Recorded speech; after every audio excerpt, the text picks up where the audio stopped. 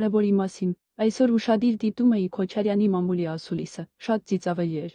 Բոլորը շատ լավ գիտեն, որ ես Հայաստանը լքել եմ մոտավոր 2 տարի առաջ, եւ սերտ շփում ունեի Ռոբերտ Քոչարյանին մոտ կանգնած մարդկանց հետ։ Ես գիտեմ Քոչարյանի մասին ամեն ինչ ու գիտեմ ինչ երկակի կյանքեր նա վարում։ Ես երկար եմ լռել, բայց տեսնում եմ այս հանդգնությունը, ու չեմ կարող լռել, հանուն իմ ազգի, ով պետք է ճանաչի դրան։ Հանկագին իմ հայ ազգ, մի կարծեք թե ես քիթս խոթում եմ ուրիշի գործերի մեջ, բայց Քոչարյանի թիկնապահը ինձ պատմում էր, թե ինչպես է Քոչարյանը դավաճանել կնոջը, տղամարդկանց հետ։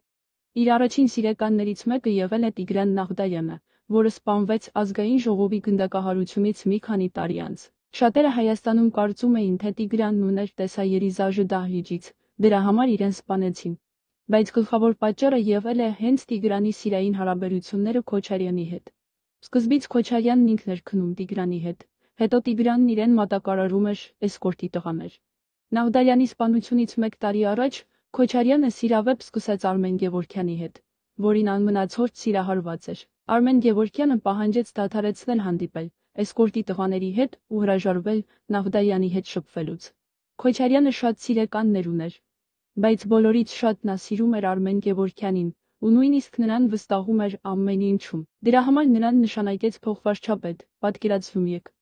Բայց հետո Քոչարյանը սկսեց հարաբերություններ նոր սիրեկանի, Վիկտոր Սողոմոնյանի հետ ու դադարեց հանդիպել Արմեն Գևորգյանի հետ։ Եթե Արմեն Գևորգյանը գեյ է, Վիկտոր Սողոմոնյանը բիսեքսուալ է։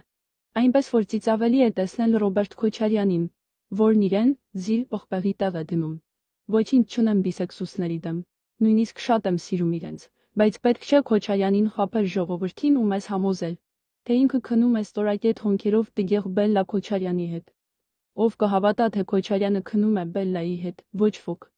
Այնպես որ ավելի լավ է Ռոբերտ Քոչարյանը թող իր կուսակցություն շարքերում գրանցի երգիչ Անդրեին ու մգեր Արմենիային, որ ազնիվ լինի ընտրողների առաջ։ Հեղինակ Նատալի Ալեքսեյան